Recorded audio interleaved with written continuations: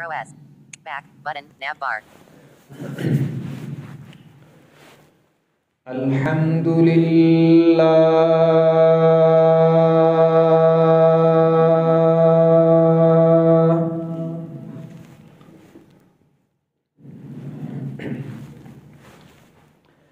الحمد لله نحمده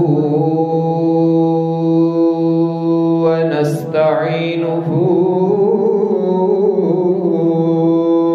ونستغفره ونؤمن به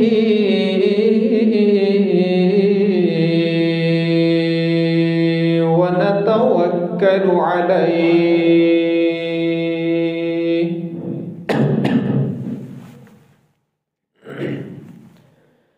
ونعوذ بالله من شرور أنفسنا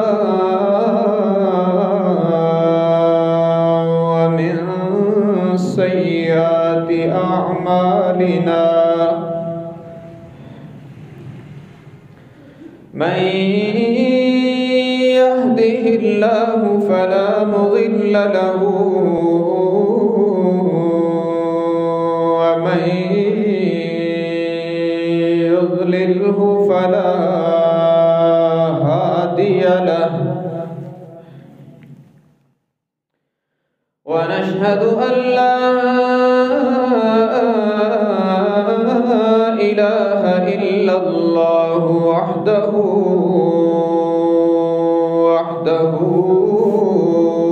لا شريك له ونشهد أن سيدنا وسندنا وشفيعنا وقاعدنا الأعظم وهادينا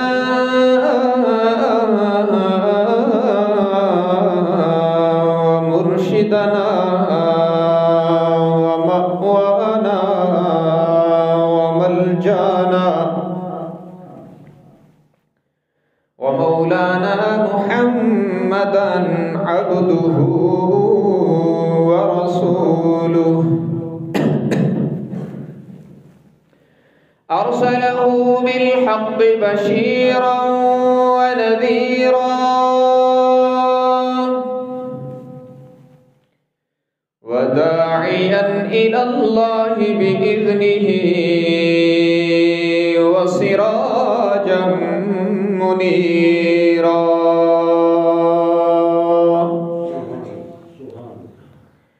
وصلى الله تعالى عليه وعلى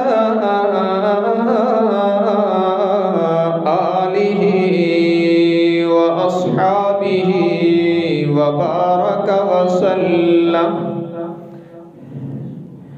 وبارك وسلم تسليما كثيرا كثيرا. أما بعد فأعوذ بالله من الشيطان الرجيم. بسم الله الرحمن الرحيم.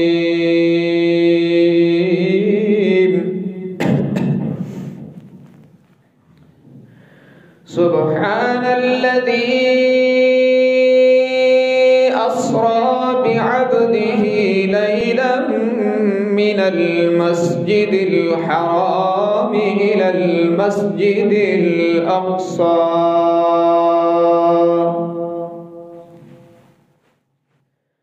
الذي باركنا حوله لنريه من آياتنا إنه هو السميع البصير.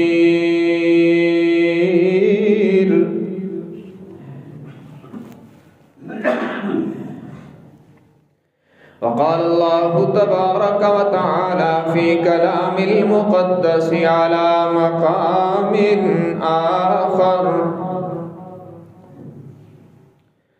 وما جعلنا الرؤيا التي أريناك إلا فتنة للناس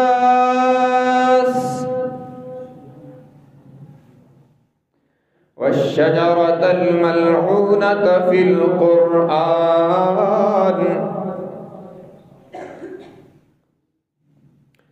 وقال النبي صلى الله تبارك وتعالى عليه وسلم أنا سيد ولد آدم ولا فخر. وقال النبي صلى الله تبارك وتعالى عليه وسلم لا يؤمن أحدكم حتى يكون هواه طبعا لما جئت به، أو كما قال النبي صلى الله تبارك وتعالى عليه وسلم.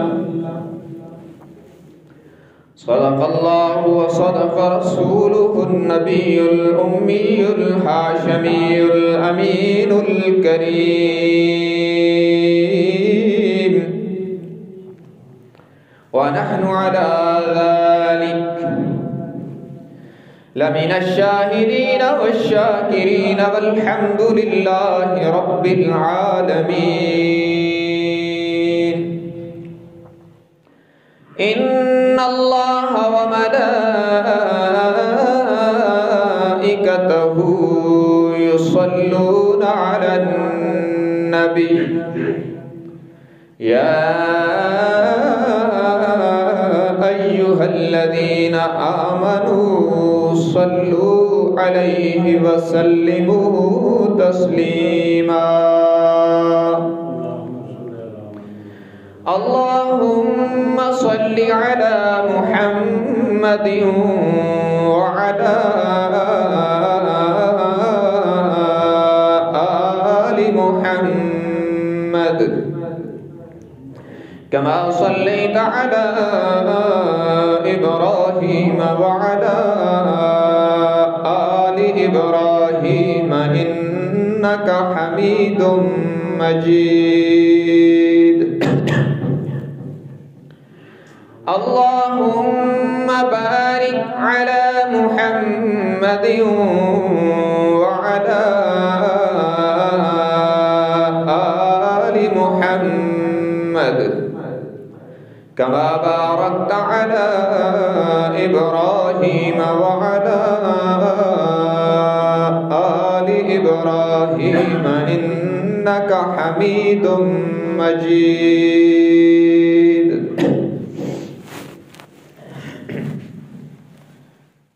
حاضرین کرام قدر،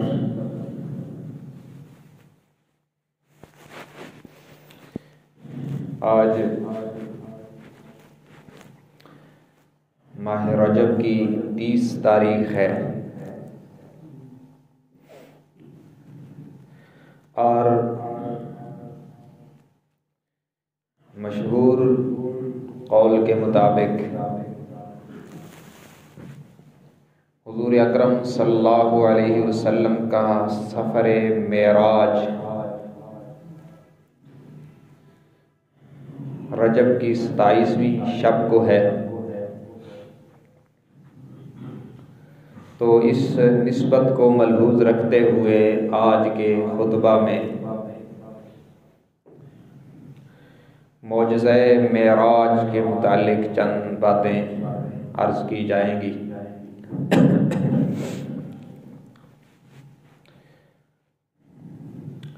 معراج کے متعلق چند ضروری باتیں عرض کروں گا۔ نمبر 1، معراج کیا ہے؟ کسے معراج کہتے ہیں؟ اور دوسرے نمبر پہ یہ عرض کروں گا کہ معراج کب ہوا ہے، اور تیسرے نمبر پہ یہ عرض کیا جائے گا کہ معراج کیوں ہوا ہے، اس کی ضرورت کیا تھی، اور چوتھے نمبر پر اس کی وضاحت کی جائے گی کہ معراج سابقہ انبیاء کرام کو بھی ہوا ہے، انبیاء سابقین کو بھی ہوا ہے، اور ہمارے پیغمبر خاتم النبیین حضرت محمد صلی اللہ علیہ وسلم کو بھی ہوا ہے۔ ہمارے پیغمبر کے معراج میں اور انبیاء سابقین کی معراجوں میں فرق کیا ہے؟ یہ 4 باتیں ان کو سمجھانے کی کوشش کروں گا۔ پہلی بات، معراج کیا ہے؟ معراج حضور اکرم صلی اللہ علیہ وسلم کا وہ معجزہ ہے کہ جس میں ہمارے پیغمبر انبیاء کرام کی صف میں منفرد اور تنہا اور بے مثال ہیں۔ ایسا معراج حضرت آدم سے لے کر حضرت عیسیٰ علیہ السلام تک کسی پیغمبر کو نہیں ہوا جیسا معراج اللہ نے ہمارے نبی کو کروایا ہے۔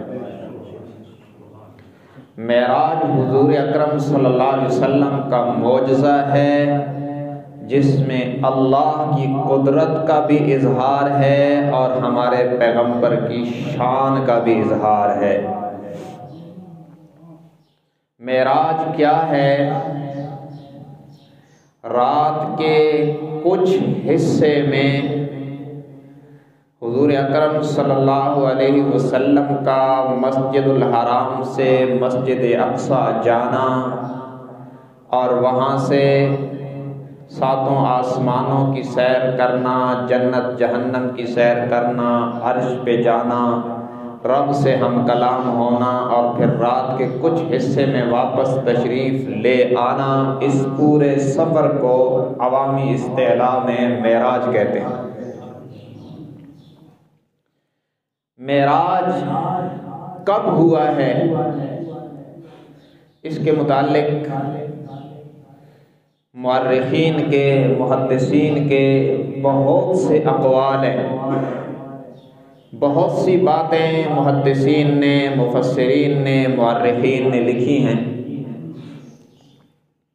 بخاری شریف کی شرح فتح الباری میں حافظ ابن حجر عسقلانی رحمت اللہ تعالی علیہ لکھتے ہیں کہ معراج کب ہوا، اس کے متعلق محققین کے 10 اقوال ہیں، اور بعض نے کہا کہ 11 اقوال ہیں کہ معراج کب ہوا ہے، کون سا سال تھا، کون سا مہینہ تھا، کون سی تاریخ تھی۔ لیکن حافظ ابن حجر عسقلانی لکھتے ہیں کہ ان تمام اقوال کا خلاصہ یا ان میں قدر مشترک یہ ہے کہ معراج جب بھی ہوا ہے ہجرت سے پہلے ہوا۔ نبوت کے 13 سال پورے ہونے کے بعد حضور اکرم صلی اللہ علیہ وسلم نے مکہ مکرمہ سے مدینہ منورہ کی طرف ہجرت فرمائی۔ معراج کا سفر ہجرت کے سفر سے پہلے ہوا ہے۔ پہلے کیوں ہوا ہے؟ اہل ذوق نے کہا کہ اللہ نے معراج کا سفر پہلے کروایا اپنے نبی کو اور ہجرت کا سفر بعد میں کروایا، دنیا کو بدلانے کے لیے کہ دنیا والوں تم پہلے میرے نبی کے معراج کے ساتھی کو دیکھو اور پھر میرے نبی کے ہجرت کے ساتھی کو دیکھو۔ سفر معراج ہے تو رفیق سفر سید الملائکہ ہے،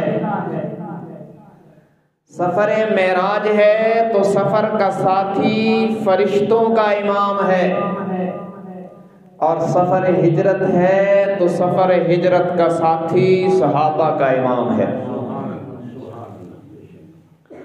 سفر معراج کا ساتھی روح الامین ہے، سفر ہجرت کا ساتھی صدیق اکبر ہے،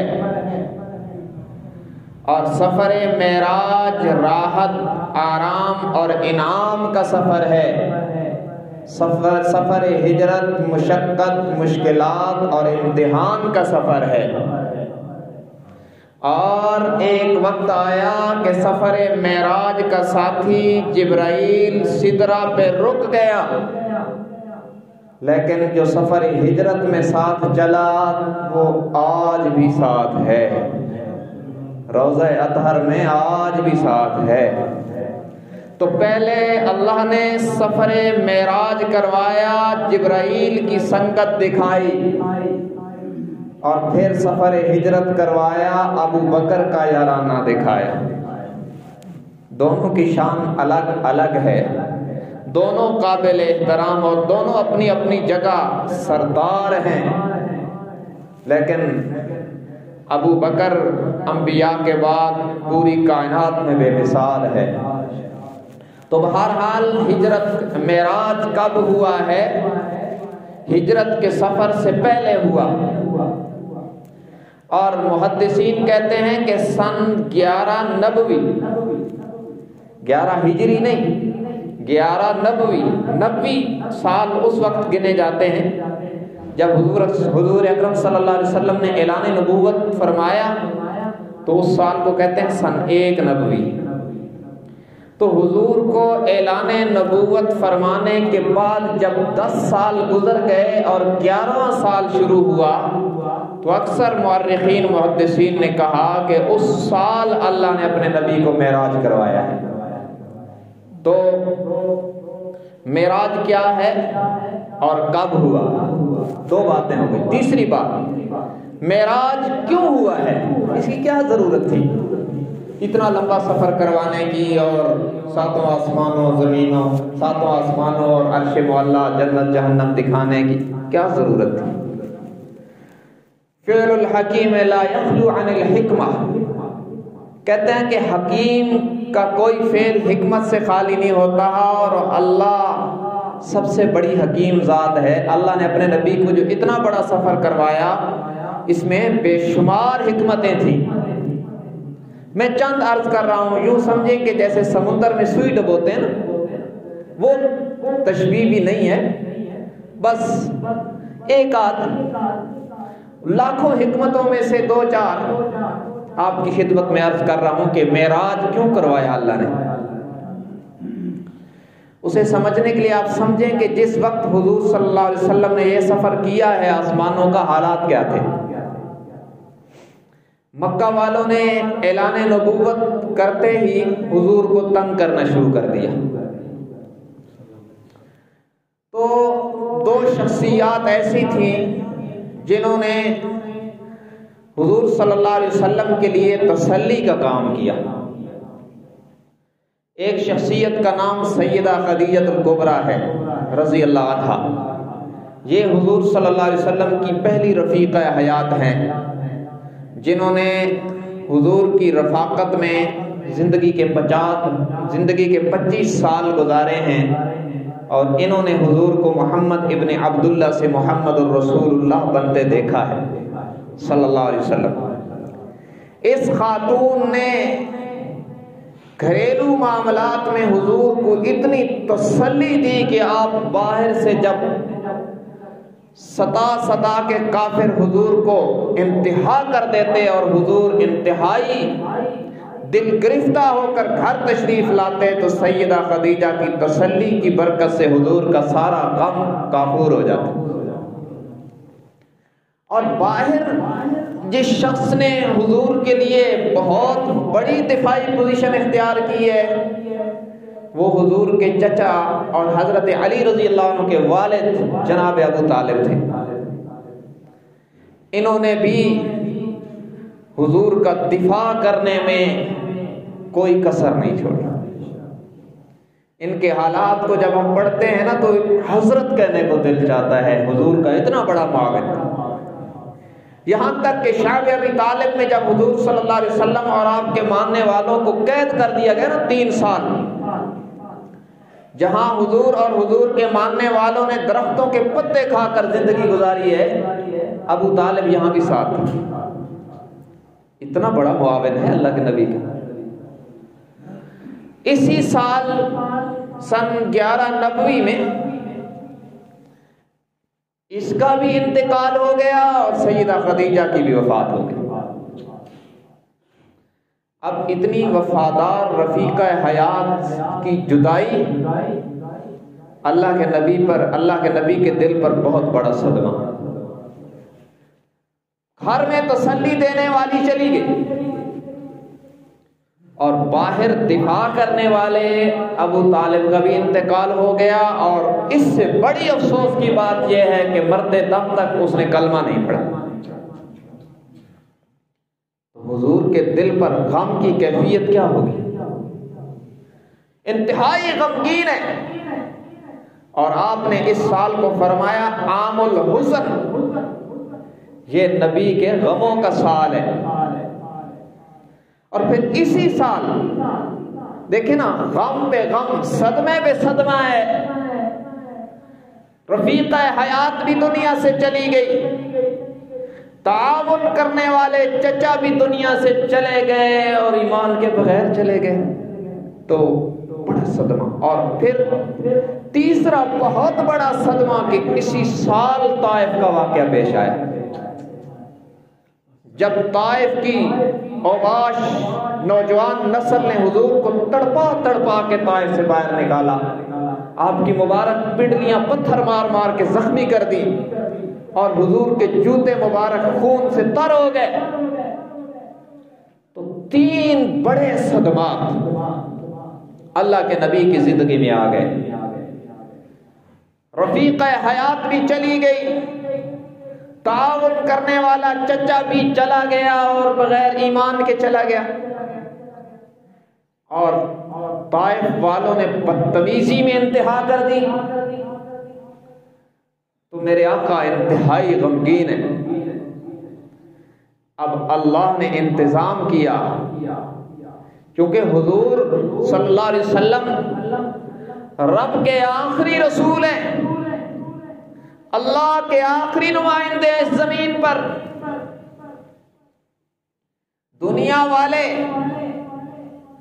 عام انسان پریشان ہوتے ہیں، انہیں گھر والے تسلی دیتے ہیں، مگر انہیں تو سگا چچا ابو لہب پتھر مار رہا ہے۔ دنیا والے پریشان ہوتے ہیں، انہیں بہن بھائی تسلی دیتے ہیں، یہ تو در یتیم ہے، نہ کوئی بہن ہے نہ بھائی ہے۔ دنیا والے پریشان ہوتے ہیں تو ماں باپ تسلی دیتے ہیں، یہ ابھی دنیا میں آئے نہیں، والد کو اللہ نے پہلے بلا لیا، اور عمر مبارک 4 یا 6 سال ہے، والدہ کو بھی اللہ نے بلا لیا۔ تو قریبی تسلی دینے والے رشتوں میں یا تو کوئی ہے نہیں، اور اگر ہے تو دشمن ہے۔ تو رب نے انتظام کیا،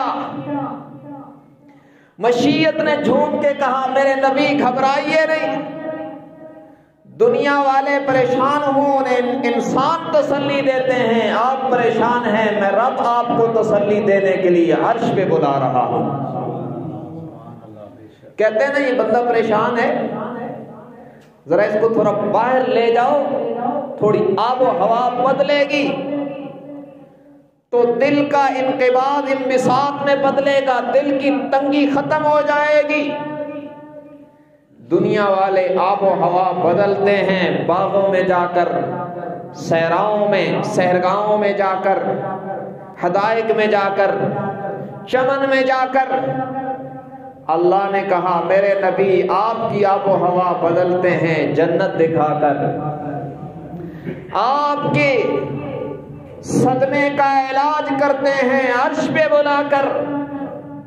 آئیے خلوت میں کائنات کے سب سے بلند ترین مقام عرش پہ آ کر مجھ سے باتیں کیجئے، مجھ سے ہم کلام ہو جائیے، تاکہ آپ کے دل کی ساری گرانیاں دور ہو جائیں۔ یہ معراج اس وجہ سے ہوا ہے، اللہ نے اپنے نبی کو تسلی دلوائی اور بتلایا۔ طائف والوں نے پتھر مار مار کے گرانے کی کوشش کی ہے، رب نے واقعہ طائف کے بعد اپنے پیغمبر کو کائنات کے سب سے اونچے مقام پہ پہنچا کے بتلایا کہ دنیا کی کوئی طاقت اسے گرا نہیں سکتی. یہ وَرَفَعْنَا لَكَ ذِكْرَكَ کا تاج پہن کے آئے ہیں. ان کا ذکر اب اتنا بلند ہے کہ جہاں میرا ذکر ہوگا وہاں ان کا ذکر بھی لازم کر دوں. تو معراج اس وجہ سے کروایا تاکہ اپنے نبی کو تسلی ہو جائے. اور میرا پیغمبر میری قدرت کے جن کرشموں کی بات کرتا ہے انہیں آنکھوں سے دیکھ بھی آئے. اس طرح ان ظاہری آنکھوں سے بیداری کے اندر روح اور جسم کے مجموعے کے ساتھ کسی نے موت سے پہلے جنت کو نہیں دیکھا. یہ صرف ہمارے نبی کی شان ہے کہ بیداری کی حالت میں اللہ نے روح اور جسم کے مجموعے کے ساتھ بلا کر جنت اور جہنم اور عرش سارے اپنی قدرت کے عجائب دکھا دیے ہیں. کائنات کو میسج دے دیا ہے کہ تمہارا ایمان ایمان بالغیب ہے، میرے نبی کا ایمان ایمان بالمشاہدہ. آنکھوں سے دیکھیے اور دیکھ کے آئے ہیں ہمارے پیغمبر. تو تسلی دینے کے لیے اور اپنی قدرت کے عجائبات دکھانے کے لیے اللہ نے معراج کا سفر کروایا ہے. اور معراج خود قدرت کا عجیب اظہار ہے. اس لیے اللہ نے جب اس سفر کو بیان کیا نا قرآن میں تو یوں نہیں کہا اللہ اسرا بعبدہ کہ اللہ نے اپنے بندے کو سیر کروائی، بلکہ ان تمام الفاظ کو چھوڑ کر رب نے جب معراج کو بیان کیا تو ایسا لفظ استعمال کیا جس نے عقل کی پوجا کرنے والوں کے سارے اشکالات کو ختم کر دیا. فرمایا سبحان الذی اسرا بعبده لیلا من المسجد الحرام الى المسجد الاقصى الذي باركنا حوله لنريه من آياتنا إنه هو السميع البصير. فرمایا پاک ہے وہ ذات جس نے سیر کروائی اپنے بندے کو رات کے کچھ حصے میں. رب العالمین نے لفظ سبحان استعمال کیا اور میں عرض کیا کرتا ہوں سفر معراج کا آغاز مسجد الحرام سے ہوتا ہے، اور اگر میں معراج کو قرآن سے پڑھوں تو اس کا آغاز لفظ سبحان سے ہوتا ہے. رب العالمین نے میسج دیا قرآن کے الفاظ میں سبحان الذی، پاک ہے وہ ذات جس نے اپنے بندے کو سیر کروائی. کیا مطلب؟ دنیا والے جب سفر معراج کو پڑھیں گے سائنسی ترقی کے اندر عقل کے گھوڑے دوڑانے والے جب اس سفر کو پڑھیں گے تو کہہ دیں گے جناب فضاؤں خلاؤں کا سفر کرنا اور اسی دنیا والے کپڑے والے لباس کے ساتھ ممکن نہیں ہے، یہ تو محالات میں سے ہے. رب العالمین نے ان تمام سوالوں کا جواب دیتے ہوئے فرمایا سبحان الذی، ارے یہ نہ دیکھو کہ جانے والا انسان ہے، یہ بھی دیکھو کہ لے کے جانے والا رب رحمان ہے. سبحان ہے جو لے کے جا رہا ہے. کیا مطلب؟ سبحان پاک ہے وہ ذات. کس سے پاک ہے؟ ساری کمزوریوں سے پاک ہے. قوتوں اور قدرتوں والی ذات ہے. ہم کمزور ہیں، ہماری لاکھوں کروڑوں کمزوریاں ہیں. اس لیے ہمارے نظر میں تو یہ سفر عرش پہ جانا، آسمانوں کو کراس کر جانا، زمہریر اور اس جیسے مختلف کروں کو کراس کر جانا عقلاً محال ہے.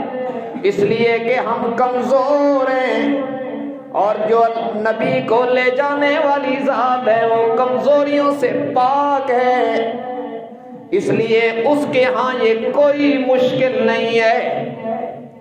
رب العالمین نے فرمایا سبحان الذی، سب سے پہلے لے جانے والی ذات کو دیکھو نا، یہ وہی ہے جس نے اپنی قدرت کاملہ سے نار کو گلزار بنایا ہے. یہ وہی ذات ہے جو اپنے محبوب کو سیر کروا رہی ہے.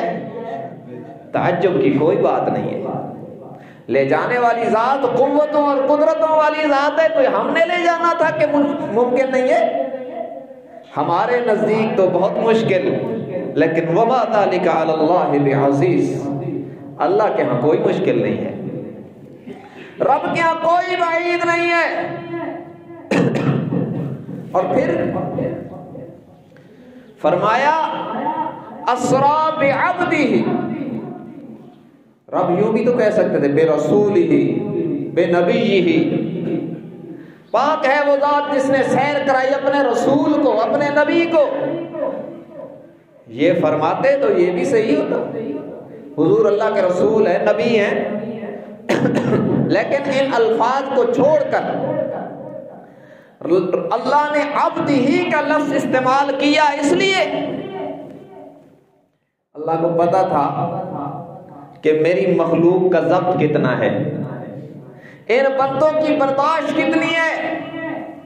حضرت عیسیٰ کو بغیر باپ کے پیدا کر دیا تو انہوں نے خدا کا بیٹا بنا ڈالا. بندوں نے کہا یہ اللہ کا بیٹا ہے معاذ اللہ. تو اس لیے اللہ نے لفظ عبد استعمال کیا کہ یہ سفر پہ جا رہے ہیں، میرے بندے ہیں. رب نے یہ دروازہ بند کر دیا کہ کہیں یہ نہ کہہ دیں کہ جناب جو عرش پہ جا رہا ہے یہ بھی خدا ہے. اس لیے رب نے کہا بعبدی، یہ میرا بندہ ہے، لے جانے والا خدا ہے، اور جسے لے جایا جا رہا ہے یہ خدا نہیں مصطفیٰ ہے. توحید کے دروازے پر اللہ قرآن کے الفاظ میں پہرا دلوا رہے ہیں. یوں نہ کہا جائے اور کوئی یہ خیال نہ کرے کہ جناب جن کے لیے آسمانوں کے دروازے کھل گئے اور عرش جن کی سہرگاہ بن گیا اور رب سے جن کا کلام ہو رہا ہے اور تحائف کا تبادلہ ہو رہا ہے، وہ تو مخلوق نہیں رہے، خالق بن گئے. رب نے کہا بعبدہ، فرش پہ تھے تو تب بھی میرے بندے تھے، عرش پہ آئے ہیں تو تب بھی میرے بندے ہیں. قرآن کے الفاظ میں اللہ نے توحید پر پہرا دیا ہے. یہ الگ بات ہے کہ کوئی نادان قرآن کو سمجھے نہیں. اور پھر کہا لیلاً، یہ سفر بھی رب نے کروایا اپنے بندے کو، اور وہ بھی کوئی یوں نہیں کہ اتنا لمبا سفر ہے تو پھر کئی سال لگ گئے ہوں. فرمایا لیلاً، رات کے تھوڑے سے حصے میں. تنوین تقلیل کے لیے ہے، عربی میں کوئی لفظ فالتو نہیں ہوتا، یاد رکھنا. لیلاً پہ جو دو زبریں ہیں نا، اس کو عربی میں تنوین کہتے ہیں. اور تنوین کئی معنوں کے لیے آتی ہے. کبھی تنوین تعظیم کے لیے آتی ہے، یہاں تنوین تقلیل کے لیے ہے. یہ معنی نہیں کہ ایک بڑی رات میں حضور کو سیر کروائی، بلکہ یہ معنی ہے کہ رات کے تھوڑے سے حصے میں اللہ نے سیر کروائی. اور عجیب بات یہ ہے، اللہ کی قدرت کا اظہار ذرا دیکھیں، حضور کی شان دیکھیں. یہ جو سائنسدان ہیں عقل کی گھوڑے دوڑانے والی دنیا، ناسا والے، وہ کہتے ہیں کہ اگر کوئی دنیاوی سواری پر، جیسے یہ ہوائی جہاز ہیں، اس پر اگر کوئی سفر کرے نا آسمان تک، ابھی کوئی گیا نہیں ہے، کوئی سائنسدان آسمان تک نہیں گیا، یہ زیادہ سے زیادہ چاند تک ہیں، یہ کہتے ہیں کہ اگر کوئی سفر کرے آسمان تک تو جاتے جاتے 500 سال لگیں گے، اور پہلے آسمان میں اگر داخل ہو تو اس سے نکلتے نکلتے 500 سال اور لگیں گے، اور پھر پہلے سے دوسرے آسمان تک جاتے ہوئے 500 سال اور لگیں گے، پھر دوسرے آسمان سے نکلتے ہوئے 500 سال اور لگیں گے، تو کل کتنے بن گئے؟ حضور کا جانا اور آنا سارا ملاؤ تو 14,000 سال بنتے ہیں ان کی تحقیق کے مطابق یہ۔ اور پھر حضور کا سفر صرف 7ویں آسمان تک تو نہیں ہے، 7ویں آسمان سے سدرۃ المنتہا، پھر سدرۃ المنتہا سے عرش علا، اور وہ کتنی بلندی ہے وہاں تو ان کے اندازے بھی نہیں چلتے، ان کا تو صرف 14,000 جو ہے وہ سالوں پر رک گئی بات۔ تو اگر اسی کو لے لیں، جس سفر پہ ان کے مطابق 14,000 سال لگتے ہیں، اللہ نے اپنے نبی کو رات کے کچھ حصے میں کروا کے بتلایا کہ لے جانے والا قوتوں اور قدرتوں والا ہے۔ تم تعجب نہ کرنا کہ کیوں کیسے چلے گئے، تم یہ دیکھنا لے جانے والا کون ہے۔ اور پھر ایک اور بات سمجھو، معراج کیوں ہوا؟ اللہ اپنے نبی کی درجات کے بڑھنے کی رفتار بھی بتلانا چاہتے ہیں۔ دیکھو یہ بات سمجھو، 3 طبقے ہیں ہمارے جن کے درجات کے متعلق بحث ہوتی ہے نا، 3 طبقے ہیں۔ ایک طبقہ وہ ہے جن کے درجے کبھی بڑھتے ہیں کبھی گھٹتے ہیں، اور وہ ہم لوگ ہیں، ہم جو عام امتی ہیں نا، ہم نیکی کریں درجے بڑھ جاتے ہیں، ہم نماز پڑھیں درجے بڑھ جاتے ہیں، نہ پڑھیں گھٹ جاتے ہیں، ہم سچ بولیں تو درجہ بڑھتا ہے، اور خدا نہ خواستہ جھوٹ بولیں تو درجہ کم ہو جاتا ہے۔ ہمارے درجات کا لیول کبھی اوپر جاتا ہے کبھی نیچے آتا ہے، یہ عام امتیوں کی بات ہے۔ ایک طبقہ ہے ملائکہ، فرشتے، ان کے درجات کو اللہ نے فکس کر دیا ہے، نہ بڑھتے ہیں نہ گھٹتے ہیں، لا یعصون اللہ ما امرہم، وہ سراسر خیر ہے، برائی کا تصور بھی وہاں نہیں ہے، اللہ نے ان کے درجات کو فکس رکھا ہوا ہے، وہ نہ بڑھتے ہیں نہ گھٹتے ہیں۔ ایک طبقہ ہے انبیاء کا، ان کے درجے بڑھتے ہی رہتے ہیں، گھٹنے کا تصور نہیں ہے۔ حضرت آدم سے عیسیٰ تک سابقین، انبیاء سابقین کی بھی درجے بڑھتے رہتے ہیں، اور جس جماعت کے درجے ہمیشہ بڑھتے رہتے ہیں، ہمارے نبی ان کے امام ہیں، آپ کے درجے بڑھتے ہی رہتے ہیں۔ اب جو درجے بڑھتے ہیں نا، وہ عام طور پر روحانی درجے بڑھتے رہتے ہیں، روح کی پرواز ہوتی رہتی ہے۔ یہ بات تھوڑی گہری ہے، لیکن میں کوشش کروں گا کہ میں آپ کو یہ سمجھا دوں اور اپنے نبی کا شان سمجھا دوں۔ روح کی رفتار بہت تیز ہے، جسم کی رفتار اس کے مقابلے میں بہت آہستہ ہے۔ آپ بلا تمثیل یوں سمجھیں، ایک میرے جسم کی رفتار ہے، ایک میری آواز کی رفتار ہے۔ مثلا یہاں سے میں نے اس دروازے تک جانا ہے تو ٹائم لگے گا، لیکن یہ جو میں بول رہا ہوں آواز کتنا ٹائم لگا رہی ہے، اس کو تو شاید ابھی کوئی آلہ بھی نہ ناپ سکے کہ کتنے جلدی یہاں سے وہاں آواز جا رہی ہے۔ ایک رفتار ہے جسم کی، ایک رفتار ہے آواز کی، اسی طرح ایک رفتار ہے جسم کی، ایک رفتار ہے روح کی۔ انبیاء کرام کے درجے روحانی طور پر بھی بڑھتے ہیں، جسمانی طور پر بھی بڑھتے ہیں، اور یہ بات آپ ذہن میں رکھ لیں کہ روح کی رفتار بہت تیز، جسم کی رفتار روح کے مقابلے میں آہستہ ہوتی ہے۔ لیکن اللہ نے اپنے نبی کو اتنا لمبا سفر چند لمحوں میں کروا کے بتلایا کہ جن کے جسم کی بلندی پر جانے کی رفتار اتنی تیز ہے، ان کے روحانی درجے کتنے جلدی اوپر جاتے ہوں گے۔ یہ رب نے اپنے نبی کی شان کا اظہار کیا ہے۔ جن کی دل کی آنکھیں کھلی ہیں وہ سمجھ سکتے ہیں کہ ان کے روحانی درجے بڑھنے کی رفتار کتنی بلند ہوگی۔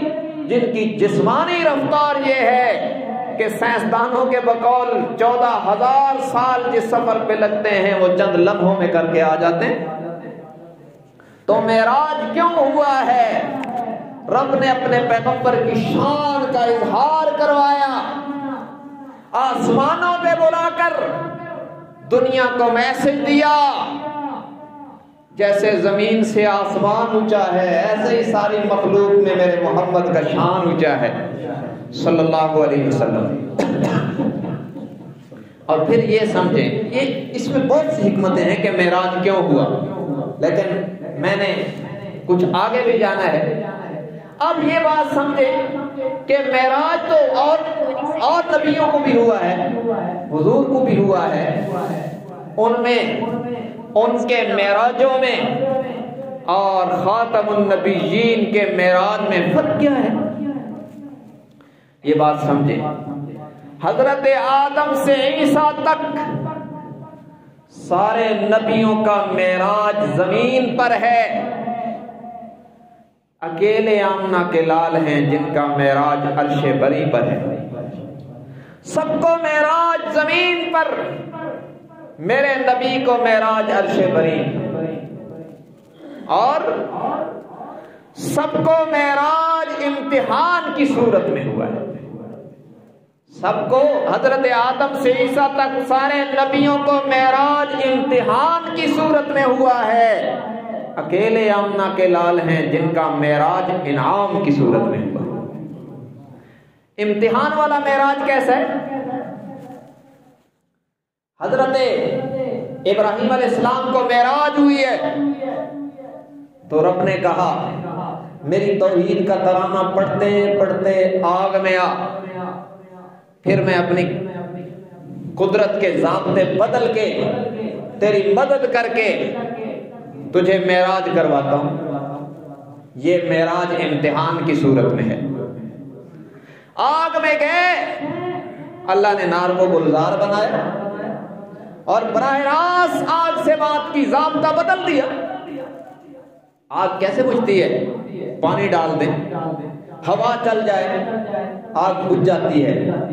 مگر یہاں یہ سارے ضابطے بدل کے رب نے ڈائریکٹ آگ سے کہا خبردار میرا خلیل آ رہا ہے، اسے جلانا بھی نہیں اور ایسا بھی نہ ہو کہ اسے سردی لگ جائے، اس کے لیے پہاڑ بن جا۔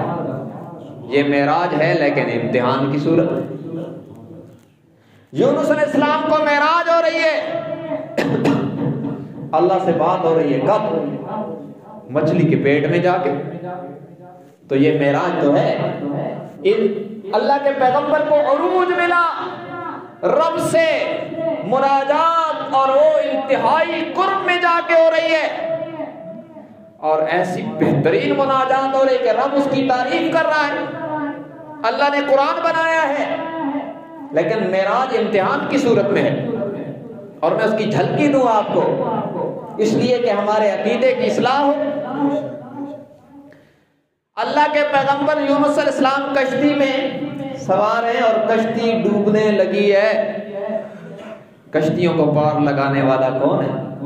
اللہ۔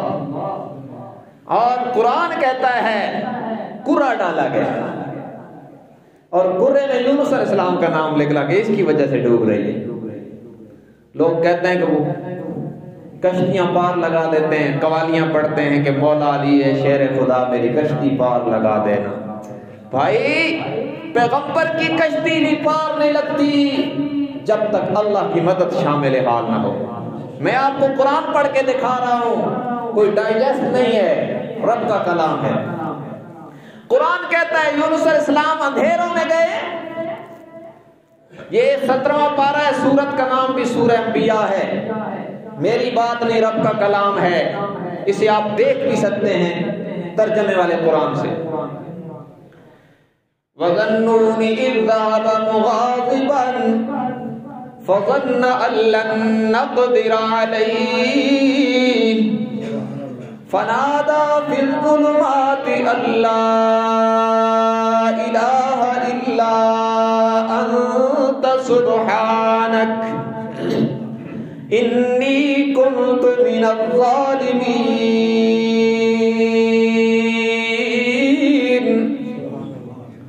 رب العالمین فرماتے ہیں میرے پیغمبر نے 3 اندھیروں میں، مچھلی کے پیٹ کا اندھیرا، دریا کی گہرائی کا اندھیرا، رات کی تاریکی کا اندھیرا، 3 اندھیروں میں میرے نبی کے لبوں پر میرا ہی نام آیا، اللہ الہ الا انت سبحانک.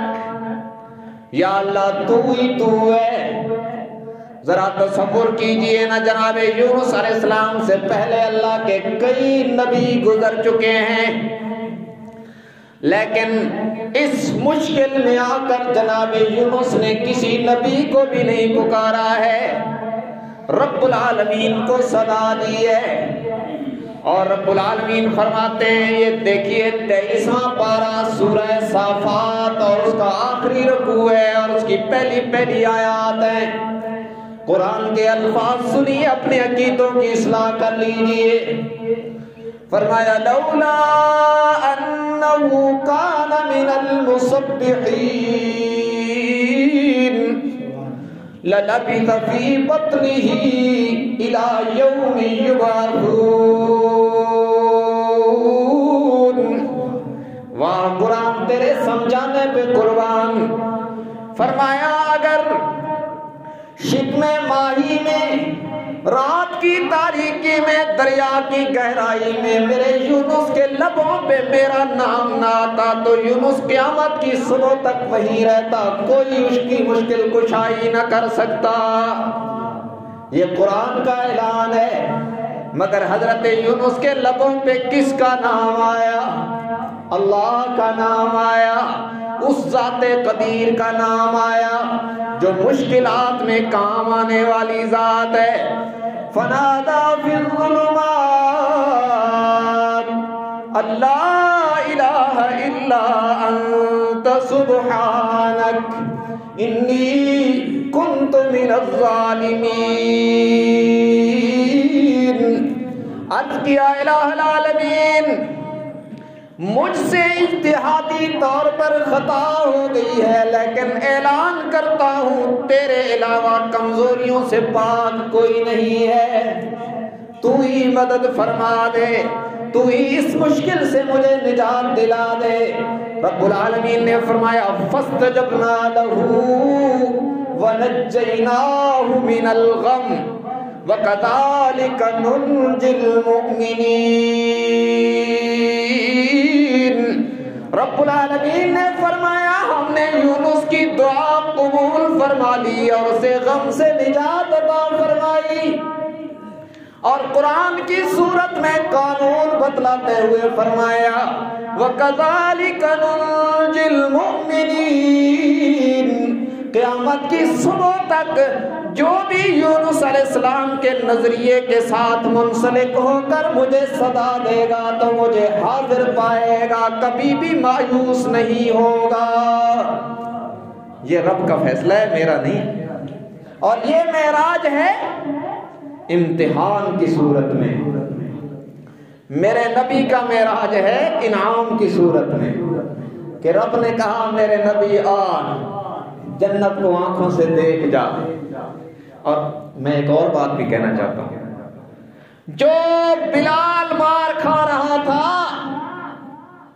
رب نے کہا میرے پیغمبر آ اپنے لیے مار کھانے والوں کے درجے بھی دیکھ جا.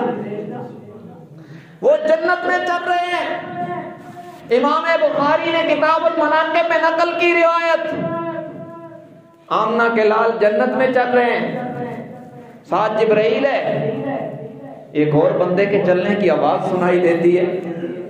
آپ نے پوچھا جبرائیل اور کون چل رہا ہے؟ نظر تو کوئی نہیں آ رہا، آواز سنائی دے رہی ہے. فرمایا بلال مکے کی گلیوں میں چل رہا ہے، مگر اللہ کو اس کی قربانی اتنی پسند آئی ہے کہ وہ مکے کی گلیوں میں چلتا ہے، ان کی قدموں کی آہٹ جنت میں سنائی دیتی ہے۔ رب نے انعام دیا اپنے نبی کو، ان کی برکت سے ان کے غلاموں کو بھی انعام دے دیا۔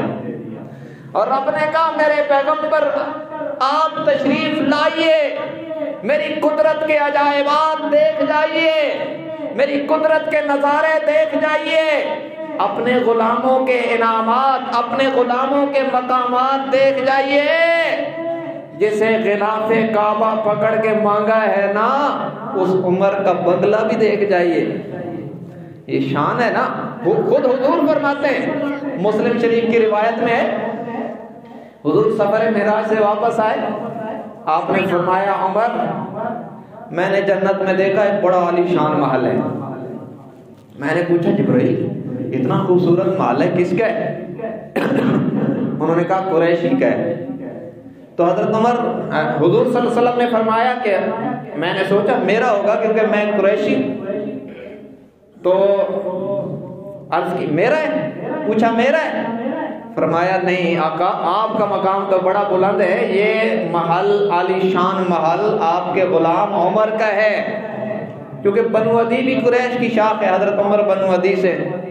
حضور صلی اللہ علیہ وسلم فرماتے ہیں میں قریب گیا، محل کے دروازے پہ گیا تو میں نے دیکھا عمر کے بنگلے کی سیڑھیاں دریا میں اتر رہی ہیں، اور ان سیڑھیوں پر بیٹھ کر عمر کو ملنے والی جنت کی حور وضو کر رہی ہے۔ کہتے ہیں عمر میرا دل تو چاہا کہ میں اس محل میں داخل ہو کر اندر سے اس کی زیب و زینت کو دیکھوں، لیکن پھر مجھے تیری غیرت یاد آ گئی۔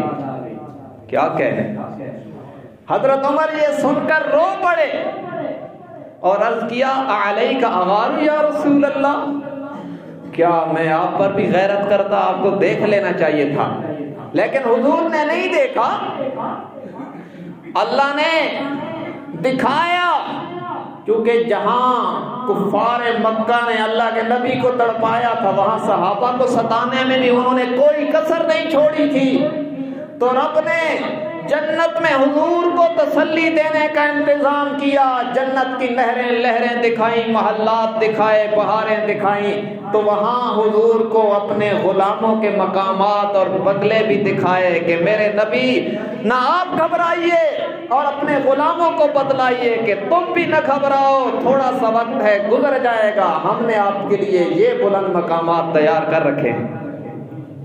تو بہرحال میں عرض یہ کر رہا تھا کہ معراج سارے نبیوں کو ہوا، امتحان کی صورت میں تنہا ہمارے پیغمبر ہیں جن کو معراج ہوا، انعام کی صورت میں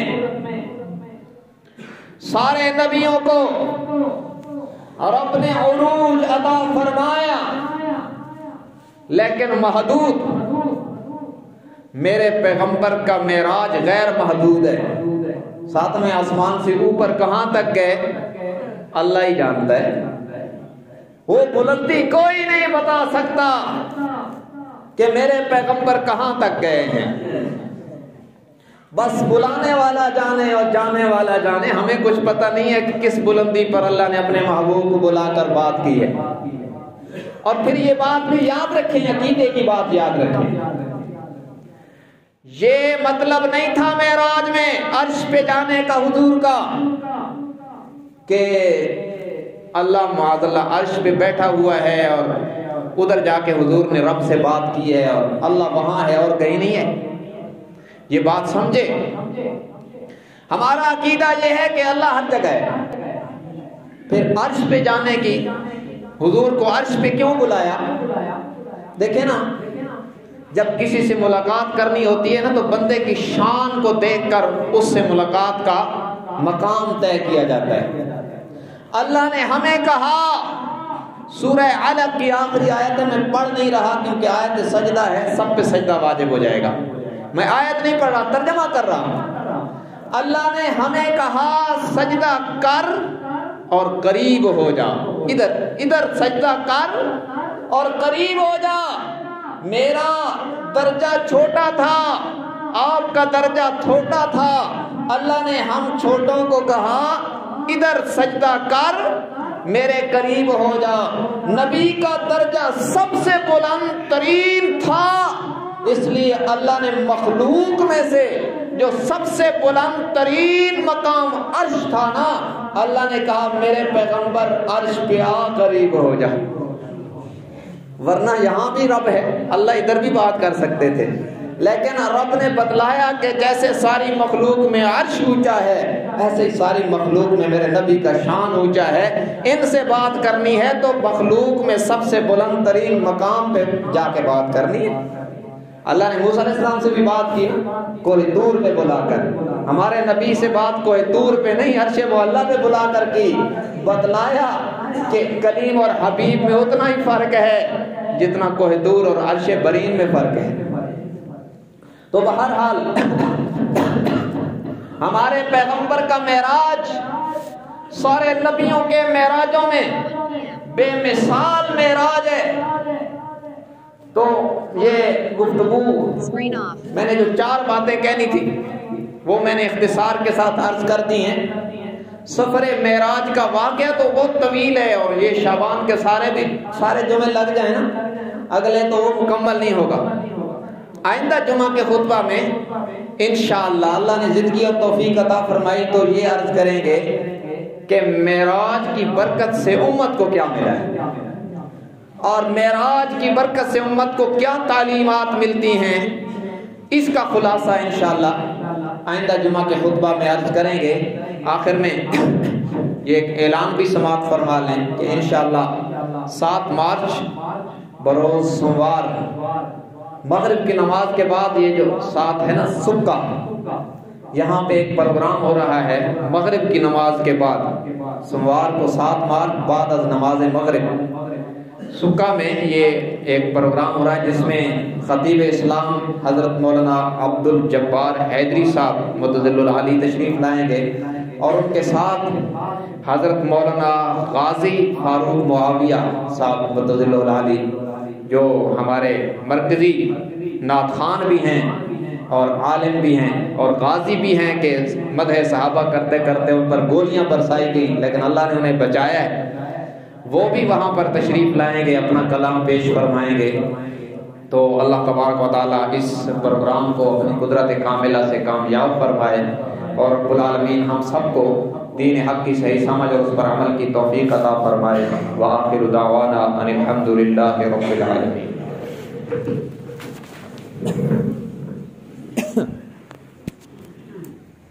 Recorder 57 minutes 58s.